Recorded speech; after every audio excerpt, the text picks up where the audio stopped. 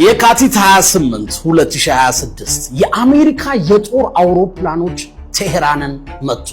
ኢላማ ተደመሰሰ። የኢራን ከፍተኛው መሪ አሊ ካሜኒ ተገደሉ። በየትኛውም መደበኛ ሀገር ቢሆን ይሄ የጨዋታው ማብቂያ ነው። ኢራቅ ሳዳምን ስታጣ መላው ስርዓት በሳምንታት ውስጥ ፈራረሰ። ሊቢያ ጋዳፊን ስታጣ ሀገሪቱ ወደ ትርምስ ገባች። የአፍጋኒስታን መንግስት ጠባቂውን ሲያጣ በጥቂት ቀናት ውስጥ ወደቀ። ግን በኢራን አንድ ያልተለመደ እንግዳ ነገር ተፈጠረ። መሪው ሞተ። ስርዓቱ ግን አልወደቀም፣ ቀጠለ። በሰዓታት ውስጥ አዲስ ጠቅላይ መሪ ተመረጠ። ከቀድሞ የበለጠ ጽንፈኛ። የኢራን ኃይሎች አላፈገፈጉም፣ አጠቁ። በመካከለኛው ምስራቅ ያሉ የአሜሪካ ወታደራዊ ጣቢያዎች ሚሊተሪ ቤዝስ መንደድ ጀመሩ። እና አንድ ወሳኝ ጥያቄ አለ። ኢራን ለምን አልወደቀች? መልሱ አብዛኛው ሰው ሰምቶ የማያውቀው ጂኒየስ የሆነ ስትራቴጂ ነው። ሌሎችን ሲወድቁ ከመመልከት የተወለደ ስትራቴጂ። ከዚህ በኋላ ዓለምን የምታዩበትን የምትረዱበትን መንገድ ሊለውጥ የሚችል ስትራቴጂ። በዚህ ዓለም የትኛውም ፈተና ቢገጥምህ፣ ሰዎች ቢነሱብህ፣ ሁኔታዎች ቢደራረቡብህ፣ እድሎች ፊታቸውን ቢያዞሩብህ እንኳን ሞተ ወደቀ ስትባል ከፍ የምትልበትን ማን እንደሆንክ የምታሳይበትን ጥበብ ትሰማለህ። አንገቱ ተቆርጦ የተረፈ ሰው ታውቃለህ? ተርፎ በጥንካሬ የቀጠለ ሰው ታውቃለህ? በቃ ኢራን እንደዛ ናት። ኢራን ተራ ሀገር አይደለችም። ከራሷ አልፋ የኛን ህይወት የሚቀይር ጥበብ የሞላባት ትምህርት ቤት ናት። ተማሪ ካለ ደግሞ አስተማሪ የትም ቦታ አለ። ደካማ ሳይሆን የማይሰበር ማንነት እንዴት እንደምትገነባ ከኢራን ትማራለህ። ከዚህ ቪዲዮ በኋላ አስተሳሰብህ ይቀየራል። የተግባር ሰው ከሆንክ ደግሞ ህይወትህን በፍጥነት ይቀየራል። እስከ መጨረሻው አብረኸኝ ቆይ። አንደኛ አስገራሚው ነገር ያለፉትን 20 ዓመታት ወደ ኋላ ካየን አሜሪካ ጠላቶቿን እንዳይነሱ አድርጋ ነው የምትጨፈልቃቸው። ለምሳሌ ኢራቅ በ2003 ሳዳም ሁሴን ማዕከላዊ ወይም ሴንትራል አምባገነን ሆኖ ይመራል። ሁሉም ስልጣን በሱ በኩል ይፈሳል። የአሜሪካ ኃይሎች ሳዳምን ያዙት። ከዛስ መላው መንግስቱ በውሃ ውስጥ እንደገባ ስኳር ሟሟ። አመጽ ቢቀጥልም መንግስት ግን ሞቷል። ሊቢያ 2011 ጋዳፊ ሁሉንም ነገር ይቆጣጠር ነበር። ኔቶ የሊቢያ አማጽያንን እሱን እንዲያገኙ ረዳቸው። ከዛስ ጋዳፊ በውሃ መውረጃ ቧንቧ ትቦ ውስጥ ተገደለ። ስርዓቱ በአንድ ሌሊት ውስጥ ጠፋ። አገሪቱ ወደ ተፋላሚ ታጣቂ ቡድኖች ተከፋፈለች። ሶሪያ በሽር አልአሳድ የተረፈው ኢራንና ሩሲያ ስለሚደግፉት ብቻ ነው። ያለነሱ በወራት ውስጥ ይወገድ ነበር። ስርዓቱ ግን በቀላሉ ነው የፈረሰው። ሁሉም ቦታ ላይ ወይ መሪው ወይ ፓርቲው ከተጠቃ ሀገር ይበተናል። ፕሪንሲፕሉ ጭንቅላቱን ቁረጥ አካሉን ይሞታል። ማዕከላዊ ስርዓቶች አንድ ድክመት አላቸው። ግዛቶችን ወይም ኩባንያዎችን፣ ስራዎችን የሚገድለው ይሄ ድክመት ነው። ሁሉንም ነገር በአንድ ሰው ላይ፣ በአንድ ውሳኔ ላይ፣ በአንድ የቁጥጥር ነጥብ ወይም ሴንትራል ኮማንድ ፖስት ላይ ሲመሰረት ያ ነጥብ ኢላማ ይሆናል። ኢራን ይህንን ስርዓት ለ10 ዓመታት በጥንቃቄ ተመለከተች። የአሜሪካንን ወረራዎች አጠናች። በስሜትና በፖለቲካ ሳይሆን በስትራቴጂ እያንዳንዱን ስኬት፣ እያንዳንዱን ውድቀት ተነተነች። ከዛ የሚያስፈራ መደምደሚያ ላይ ደረሰች። እንደነሱ ብንገነባ እንደነሱ እንወድቃለን። ስለዚህ የተለየ ነገር ገነቡ። ብልህ ሰዎች ውድቀት እስኪመጣ አይጠብቁ። ከሌሎች ውድቀት ተምረው ስኬትን ይቀይሳሉ። ሁለተኛ ማወቅ ያለብህ ከ2007 ጀምሮ የኢራን አብዮታዊ ጠባቂዎች ከፍተኛ ለውጥ አደረጉ። አዲሱ አዛዥ መሐመድ አሊ ጃፋሪ አንድ ቀላል ትዕዛዝ ነበራቸው። ሁሉንም ነገር ያልተማከለ አድርጉት፣ ዲሴንትራላይዝ አድርጉት። ሀገሪቱን ወደ 31 ራስ ገዝ ወታደራዊ ዞኖች ከፋፈሏት። እያንዳንዱ ዞን የራሱ የትዕዛዝ ማዕከል አገኘ። እያንዳንዱ አዛዥ ስልታዊ ነፃነትን አገኘ። የጦር መሳሪያዎች፣ መረጃዎች፣ ውሳኔ አሰጣጥ ሁሉም ተሰራጨ። ሁሉም በራሱ ፕላን ያደርጋል፣ ያቅዳል፣ ይፈጽማል፣ ያጠቃል። ኢራን አንድ ጠንካራ ማዕከል ወይም ሴንትራል ኮማንድ ፖስት ከመገንባት ይልቅ ማዕከል የሌለው ስርዓት ገነባች። ሴንተር የሌለው ማለት ነው። ይሄ የሞዛይክ ስትራቴጂ ይባላል። እንግዲህ አስቡት፣ አብዛኞቹ ሀገራት እንደ ሰው አካል አድርጋችሁ ቁጠሯቸው። አንድ አንጎል አላቸው፣ ሁሉንም ነገር ይቆጣጠራል። ኢራን ግን ይሄ አይሆንም አለች። በሺዎች የሚቆጠሩ ትናንሽ አንጎሎችን ፈጠረች። ስልጣኑን አከፋፈለችው፣ ዲሴንትራላይዝ አረገችው። እያንዳንዱን ክፍል በራሱ እንዲወስን እንዲንቀሳቀስ አረገችው። ስለዚህ አንዱ መሪ ቢገደል እንኳን ስርዓቱ አይፈርስም፣ ራሱን እያደሰ ትግሉን ይቀጥላል። አንዳንዴ መቼ በምን አይነት መልኩ ጥቃት እንደሚፈጽሙ የእስራኤልና የአሜሪካ ሰላዮች ወይም ሞሳድና ሲአይኤ አያውቁም። እነሱን ተዋቸው፣ የኢራን መንግስት እንኳን አያውቅም። አንዳንዴ 31ዱን በራሱ መንገድ ነው የሚያጠቃው፣ በራሱ ስትራቴጂ። ለዛ ነው አሜሪካ 90% የሚሆነውን የኢራንን መከላከያ አውድም ያለው ብላ ተናግራ ሳትጨርስ የኳታር የአሜሪካ የጦር ቤዝ ይጠቃል፣ የዱባይ ኤርፖርት ይነዳል፣ የሳውዲ ነዳጅ ፋብሪካ በጥቃት ምክንያት ስራ ያቆማል፣ እስራኤል ሳትቀር በክላስተር ቦምብ ትጠቃለች። ይሄ የኢራን ስትራቴጂ ሁሉንም ነገር ቀይሯል። ምክንያቱም ያ የቆየው የድሮ ሐሳብ ጭንቅላቱን ቁረጥ የሚለው ስልት እዚህ ጋር አይሰራማ። ኢራን ከኢራቅ ወይም ከሊቢያ የምትለየው ለዚህ ነው። ይሄ ወታደራዊ ስልት ብቻ አይደለም፣ የመኖር ጥበብ ወይም ሰርቫይቫል ኢንተለጀንስ። እንግዲህ አስቡት እስኪ አሜሪካ በ2020 ቃሲም ሱሌማኒን ስትገድል ኢራን አልወደቀችም። የክልል አዛዦች መዋጋታቸውን ቀጠሉ። እስራኤል የኒውክሌር ሳይንቲስቶችን በአንድ ምሽት ስትገድል ፕሮግራሙ አሁንም ቀጥሏል። በ2026 አሁን አሊ ካሜኒን ሲገሉ፣ መሪያቸውን ሲገሉ ስርዓቱ ቆም እንኳን አላለም። ተተኪ አስቀድሞ ተሰይሞ ነበር። የራስ ገዝ ክፍሎች ደግሞ ጥቃታቸውንም ቀጠሉ። በጣም የምወዳቸው በሳል የሆኑት የኢራን የውጭ ጉዳይ ሚኒስትር ምን አሉ መሰላችሁ? እኛ ለ20 ዓመታት የአሜሪካንን ጦር አጥንተናል፣ ስልቶቻቸውን ተምረናል። የኛን መከላከያ የገነባ ነው በእነሱ ድክመት ዙሪያ ነው አሉ። ሌሎች ያመለጣቸው ነገር ግን ኢራኖቹ የተረዱት ነገር ይሄ ነው። ማዕከላዊ ስልጣን ውጤታማ ነው፣ ግን እስከሚጠቃ ድረስ ያልተማከለ የተበተነ ራስ ገዝ የሆነ ወይም ዲሴንትራላይዝ የሆነ ስልጣን የተወሳሰበ ነው። ነገር ግን ከከባድ ጥቃት ሁሉ ይተርፋል። ታዲያ እኔ ለህይወቴ ምንድነው የምማረው ካልክ፣ አማካይ ሰዎች ሁሉም ነገር ጥሩ ሆኖ የሚቀጥል ይመስላቸዋል። ከባድ ቀን ሲመጣ ግን የሉም፣ ወድቀዋል። ብልህ ሰዎች ግን ሁሉም ነገር ፌል ቢያደርግ ባይሳካ እንኳን የሚቀጥል የማይሰበር ሲስተም ይገነባሉ። ወረስት ኬስ ሴናሪዮ ያስባሉ። ሌላው እንደሆነው እሆናለሁ አትበል። ምክንያታዊ ከሆነ ከመንጋው መነጠልን አትፍራ። የኢራን ስትራቴጂ ማንም አልሞከረውም እኮ። ሌላው ሀገር እንዳረገው ማድረግ ትችል ነበር፣ ግን በመከራ ተፈትኖ የሚጸና አዲስ ስትራቴጂ አመጣች። መመሳሰልህን አቁም፣ አንተም ራስህን መሆን ጀምር። ሶስተኛ ማወቅ ያለብን ነገር ኢራን የአሜሪካንን የጦር ቴክኖሎጂ ለመወዳደር አቅሙ የላትም፣ አትችልም። ስለዚህ የተለየ ጨዋታ መጫወት ጀመረች፣ የሂሳብ ጨዋታ፣ ኢኮኖሚክስ። አንድ የኢራን ድሮን ለመገንባት $20,000 ያስከፍላል። እሱን ለመምታት ግን የአሜሪካ ኃይሎች እያንዳንዳቸው ከ100,000 ጀምሮ እስከ $4 ሚሊዮን የሚያወጡ ኢንተርሰፕተሮችን መተኮስ አለባቸው። ያንን ለማክሸፍ ሂሳቡን ስሩት። አንድ ድሮን $20,000 ያወጣል። አንድ ኢንተርሴፕተር $4 ሚሊዮን ያወጣል። ተከላካዩ ማለት ነው 100% ጥቃቱን ቢመልስ እንኳን የኢኮኖሚውን ጦርነት ይሸነፋል። በእያንዳንዱ ግንኙነት ገንዘብና ክምችቱን ያጣል። ይሄ ያልተመጣጠነ ጦርነት ወይም አሲሜትሪካል ዋርፌር ይባላል። ዝም ባስቸግሮ ጥይት መተኮስ ማለት ነው። ኢራን በብዙ ቁጥር ርካሽ ድሮኖችን ትልካለች። ኢላማዎችን ለመምታት ብቻ አይደለም፣ የመከላከያ ክምችቶችን የና አሜሪካንን ለማጥፋት ነው። የአሜሪካ መከላከያ ውድ ጥይቶቹን ሲጨርስ ያኔ ነው እውነተኛ ሚሳኤሎችን የምትተኩሰው። ሃይፐርሶኒክ ሚሳኤል አላት ለምሳሌ አይደል? ከብርሃን ፍጥነት በ5 የሚበልጥ ፍጥነት ያለውን የሃይፐርሶኒክ ሚሳኤሏን ያኔ ትተኩሳለች። አሜሪካ ያላት አቅም እንዳይሟጠጥ ተሃድ የሚባሉ ባትሪዎችን ከደቡብ ኮሪያ ድረስ ወደ መካከለኛው ምስራቅ እያመጣች ነው። ወጪዋ እየበዛ ነው ማለት ነው። ኢራን ደግሞ የምትፈልገው ይሄንን ነው፣ አሲሜትሪክ ዋርፌር ያልኳችሁ ማለት ነው። አቅሙ በጣም ፈርጣማ የሆነና ደከም ያለ ሲጋጠም ደካማው ጠንካራውን በትዕግስትና በረጅም ጊዜ ጽናት እያዳከመ ያሸንፈዋል።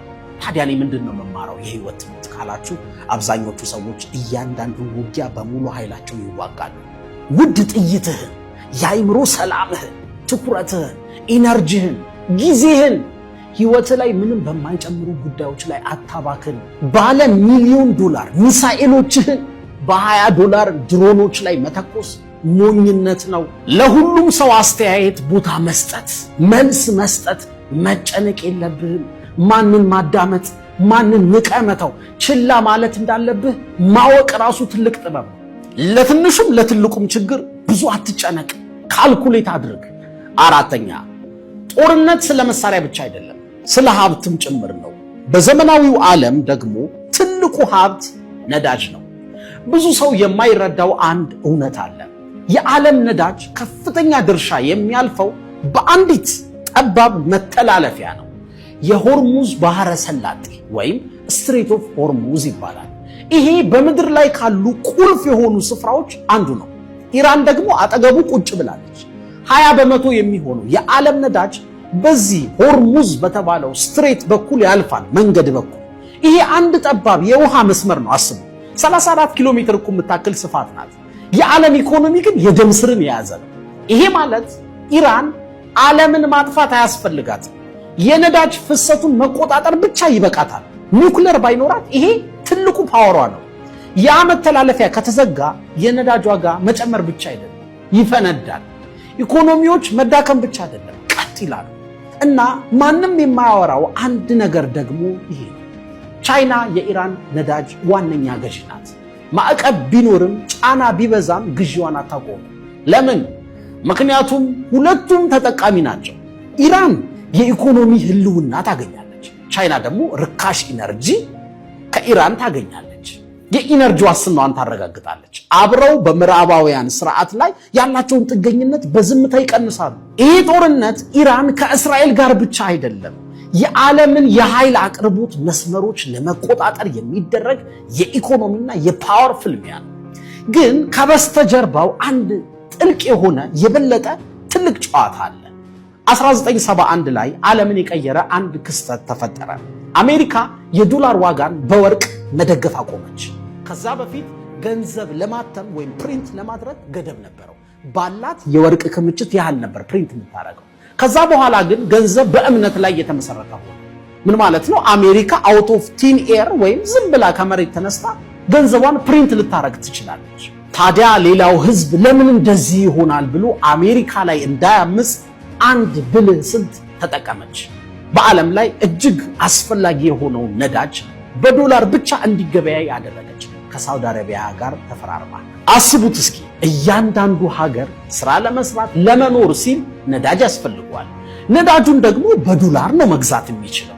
ስለዚህ እያንዳንዱ ሀገር ነዳጅ ካስፈለገው ዶላር ያስፈልገዋል ማለት ነው። ነዳጅና ዶላር እኩል ነው። ይህ ኢኮኖሚ ብቻ አይደለም፣ ቁጥጥር ነው፣ ኮንትሮል ነው። ይሄ የፔትሮ ዶላር ስርዓት ይባላል። አሜሪካ የዓለም ሀያል ያደረጋት ትልቁ ሚስጥር ይሄ ነው። በቃ ያ ስርዓት ለአሜሪካ ታይቶ የማይታወቅ ስልጣን ሰጣት። በዓለም ታሪክ ውስጥ ታይቶ የማይታወቀውን ኢምፓየር የገነባቸው በዚህ ምክንያት። መግዛት መሸጥ ይፈልጋሉ፣ እንግዲያውስ ገንዘባችን ያስፈልጎታል ትልሃለች አሜሪካ። ዶላር አልጠቀምም ካልክ ደግሞ መድኃኒቱን፣ ነዳጁን፣ መሳሪያውን፣ በቃ ምንም ነገር ከማንም አትገዛም፣ አትሸጥም። ሀብትህን ፍሪዝ ያደርጉታል። ራሽያ እንደሆነችው ማለት ነው። ከስዊፍት ሲስተማቸው ያስወጡሃል። ያለምንም የተኩስ ልውውጥ ኢኮኖሚህን ዜሮ ያስገቡታል። አሜሪካ ወታደራዊ ኃይል ብቻ ሳይሆን የስርዓት ኃይልን ትጠቀማለች። ስዊፍት የሚባል ስርዓት አለ። ባንኮች መልእክት የሚለዋወጡበት የዓለም አቀፍ መረብ ነው። በዚህ መረብ ውስጥ ካለህ ገንዘብ እንደ ልብህ ማንቀሳቀስ ትችላለህ። ከተባረርክ ግን ከዓለም የፋይናንስ ገበያ ተገለልክ ማለት ነው። ይህንን ከኢኮኖሚ ማዕቀብና ከሀብት እገዳ ጋር ደግሞ ደምሩት። የዘመኑ ሀያልነት እንዲህ ነው የሚሰራው። አንዲትን ሀገር ለማጥፋት የግድ መውረር አያስፈልግህም። ከስርዓቱ ማላቀቅ ወይም ዲስኮኔክት ማድረግ ይበቃሃል። ይሄ በሩሲያና በኢራን ላይ ተሞክሯል። ስለዚህ በደንብ አንድ ነገር ይገባናል። አሜሪካ ጨዋታውን መጫወት ብቻ አይደለም፣ የጨዋታውንም ህግ የፈጠረችው እሷ ናት። ጨዋታውን ራሱ ያዘጋጀችው እሷ ናት። አሁን ይሄ ስርዓት አደጋ ላይ ወድቋል። አገራት ነዳጅን በሌላ ገንዘብ መገበያየት ቢጀምሩስ? አስቡት። ይሄ ንግድ ብቻ አይደለም፣ ለአሜሪካ ጦርነት ነው። ምክንያቱም ዓለም ያንተን ገንዘብ መጠቀም ካቆመች ኃይልህን ታጣለህ። ኃይል ደግሞ ራሱን በቀላሉ አሳልፎ አይሰጥም። ቻይና CIPS የሚባል የገንዘብ ሲስተም እየገነባች ነው። አማራጭ የክፍያ ስርዓት። የብሪክስ ሀገራት አዳዲስ ምንዛሬዎችን እያወሩ ነው። ህንድ ለሩሲያ ነዳጅ በዩዋን ትከፍላለች። የዶላር የዓለም ክምችት ድርሻ ለመጀመሪያ ጊዜ ከ47% በታች ወርዷል። አንድ ደግሞ በጣም የሚያስገርም ነገር ልንገራችሁ። ኢራን በስትሬት ኦፍ ሆርሙዝ በኩል ማለፍ የሚፈልግ የትኛውም የነዳጅ ሻጭ ወይም ገዢ ዩዋን ይጠቀም እያለች ነው። ምን ማለት ነው? ቀጣዩ ኢምፓየር ወይም ሀያል ማን እንደሆነ እየነገረች ነው በግልጽ ቻይና። የምንማረው ትልቁ ትምህርት ታዲያ ምንድነው ካላችሁ፣ ትልቁ መሳሪያ ጉልበት አይደለም፣ ጥገኝነት ነው። ሰዎች አንተ ጋር ጥገኛ የሚያደርጋቸው ኳሊቲ ከሌለ ደካማ ነህ ማለት ነው። የአሜሪካ ኃይል ሁሉም ሀገር ገንዘቧ ላይ ዶላሯ ላይ ጥገኛ መሆኑ ነው። የኔስ ፓወር ግን ምንድነው በል? እኔስ ማን ላይ ጥገኛ ነኝ? ማን ነው ሳላውቀው አንበርክኮ የሚገዛኝ በል? አሜሪካ በስዊፍት የዓለምን ኢኮኖሚ ትቆጣጠራለች። ያንተን ህይወት የሚቆጣጠረው ማን? የትኛው ሶሻል ሚዲያ ነው በየቀኑ ከእድሜህ ላይ 5 ሰዓት 6 ሰዓት የሚቆርጠው?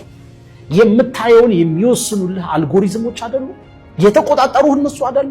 ሌላስ ግን ማን ይቆጣጠርሃል? ጠይቅ። ከቤተሰብ ከማህበረሰብ የተቀበልካቸው ሳትመረምር ሳትጠይቅ እንዲሁ የተቀበልካቸው እምነቶችስ አልተቆጣጠሩም? ህይወትህ የሚመራበትን ስርዓት ካልተረዳ ህይወትን አትቆጣጠራትም። የሌላ ሰው ጨዋታ ውስጥ አንተ መጫወቻ ጠጠር ብቻ ትሆናለህ። ቼዙን እነሱ ይጫወቱታል፣ አንተ ከፊት ተሰልፎ የሚመታው ወታደር ትሆናለህ። 5ኛ አሜሪካ ለምን ትዋጋለች ታዲያ? አሜሪካ በዚህ ግጭት ውስጥ ለምን ገባችበት? አሁን ስሜትና ፕሮፓጋንዳን ወደ ጎን እናድርገውና በምክንያት እናስብ። ኃይል ምን ጊዜም ራሱን ይጠብቃል። አሜሪካ 3 ዋና ዋና ምክንያቶች አሏት። አንደኛ ዓለም አቀፍ የበላይነቷን ማስጠበቅ፣ ሁለተኛ የዶላር ስርዓቱን መከላከልና ለዓለም መልእክት ማስተላለፍ ትፈልጋለች። መልእክቱ ለኢራን ብቻ አይደለም፣ ለሚመለከተው ሁሉ ነው። እኔ የፈጠርኩትን ስርዓት አትፈታተኑት። ለቻይና፣ ለራሽያ፣ ለሁሉም ነው። ምክንያቱም አንዲት ሀገር አዲስ መንገድ ሞክራ ከተሳካላት እንደ ኢራን ሌሎች ይከተሏታል። ያኔ መላው መዋቅር ስትራክቸር ይናጋል። ስለዚህ ይሄ የአካባቢ ግጭት ብቻ አይደለም፣ ትርኢትና ማሳሰቢያም ጭምር ነው። መራራው እውነት ግን ይሄ ስለ ጥሩነት ወይም ስለ መጥፎነት ሳይሆን ሁሉም ሰው የሚኖረው ለጥቅሙ ነው። ጦርነት የሚጎተትበት ምክንያት ይሄ ነው። አሜሪካ መሸነፍ አትችልም፣ ኢራንን ልትደመሰስ አትችልም። ሁለቱም ወገኖች በግልጽ ማቆም በማይችሉት ግጭት ውስጥ ተጠምደዋል። ተንታኞች ይሄንን የማባባስ ወጥመድ ወይም እስካሌሽን ትራፕ ይሉታል። ወጫቸው ይጨምራል፣ መውጫው ከባድ ይሆናል፣ ይጠፋፋሉ። ታዲያ እኔ ለህይወቴ ምንድነው የምማረው ካልክ፣ መውጣት የማትችለውን ውጊያ ፈጽሞ አትግባበት። ማንኛውንም ግጭት ከሰው ጋር፣ ከተቋም ጋር፣ ከአንድ ሁኔታ ጋር ከማባባስ በፊት ጠይቅ። መውጫዬ ምንድነው? በእርግጥ እኔ ማሸነፍ እችላለሁ? ማሸነፍ ምን ይመስላል? ሌላኛው ወገን እጅ ሊሰጥ ይችላል? እነዚህን ጥያቄዎች መመለስ ካልቻልክ ስትራቴጂ እየሰራህ አይደለም፣ ወይም ስትራቴጂ የለህም። ምላሽ እየሰጠህ ነው፣ ዝም ብለህ ሪአክት እያደረግህ እና ምላሽ መስጠት ደግሞ ወጥመድ ውስጥ የምትገባበት መንገድ ነው። አስብ፣ ካልኩሌት አድርግ። ጊዜያዊ ሳይሆን ረጅም ርቀት ለማየት ሞክር። 10-10-10 የሚባለውን ህግ ተከተል። አንድ ነገር ከመወሰን ከማድረግ በፊት ከ10 ሰዓት በኋላ ምን ይሰማኛል? ምን ይፈጠራል? በል ከ10 ወርስ በኋላ ከ10 ዓመትስ በኋላ በልና ጠይቅ። ሾርት ሚድልና ሎንግ ተርም አስበህ ተንቀሳቀስ። የመጨረሻ ሐሳብ ነው፣ ጨርሰናል። በኢራን በእስራኤልና በአሜሪካ መካከል ያለው ጦርነት በጣም አሳዛኝ ነው። በሺዎች የሚቆጠሩ ሰዎች ሞተዋል። ሕፃናት፣ እናቶች፣ ኢኮኖሚዎች ተዳክመዋል። ዓለም አቀፍ ስርዓት እየተሰነጣጠቀ ነው። ግን አሳዛኝነቱን ብቻ ካየህ ትምህርቱን ታጣዋለህ። ረጋ ብለህ ትልቁን ስዕል እየው። ዓለም በድንገት ዝም ብላ የምትተረማመስ ተራ ዝብርቅርቅ ነገር አይደለችም። ዓለም ስርዓት ናት። የገንዘብ ስርዓት፣ የኢነርጂ ስርዓት፣ የጥምረት ስርዓት፣ የበላይነት የበታችነት ስርዓት። ሁሉም ነገር እንደ ቼዝ ጨዋታ የተሰላ ነው። እያንዳንዱ እንቅስቃሴ ምክንያት አለው። አብዛኛው ሰው የሚያየው ላዩን ብቻ ነው። ፍንዳታውን፣ ዜናውን፣ ስሜቱን ነው የሚያየው። መዋቅሩን ወይም ስትራክቸሩን፣ ሲስተሙን ግን አያስተውለውም። ውጤቱን ደግሞ የሚወስነው ያ የማናየው ከጀርባ ያለው መዋቅር ነው። በስሜት አታስብ፣ በስትራቴጂ እንጂ።